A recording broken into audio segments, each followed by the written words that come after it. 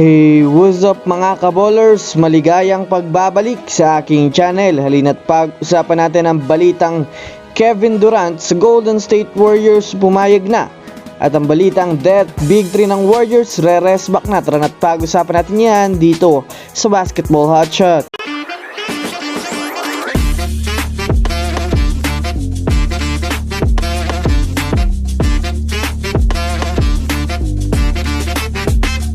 Una nga tayong dumako mga kaballers sa balita patungkol sa nakapagdesisyon na nga daw ang kupunan ng Los Angeles Lakers.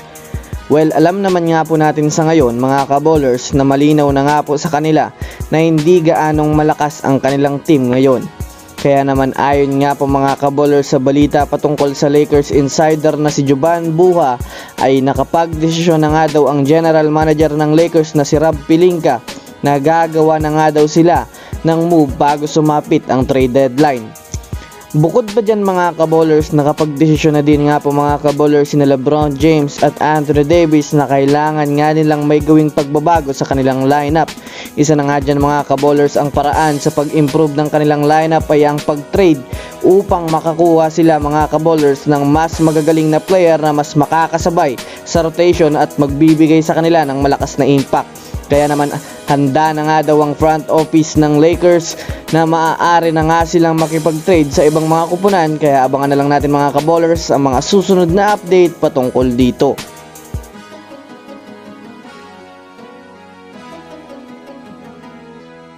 Samantala dito naman tayo dumako mga kaballers sa balita patungkol sa kupunan ng Golden State Warriors.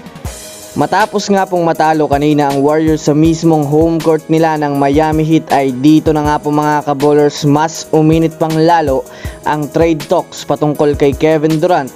Naibalita ko na nga po sa inyo mga kaballers na maaaring matuloy nga ang pagbalik ni Kevin Durant dahil bukod nga sa nahihirapan si KD sa kanyang team ay mas nangangailangan rin nga sa ngayon ng Warriors ng isa pang superstar na makakatulong sa Splash Brothers na sa kasalukuyang nakakaranas ng struggle. Payag na nga po mga kaballers ang mga fans ng Warriors na magbalik si Kevin Durant.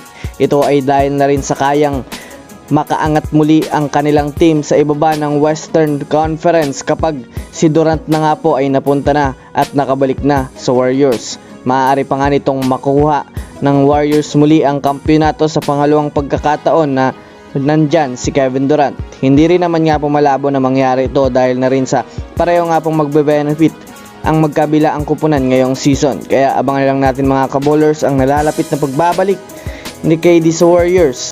So that's it for today's video mga kaballers. Yun lang ang ating pag-uusapan sa ngayon. Pindutin ang subscribe and hit nyo na rin ang notification bell para sa mga susunod na updates sa mundo ng basketball. Again, this is Basketball Hotshots. Thanks for watching.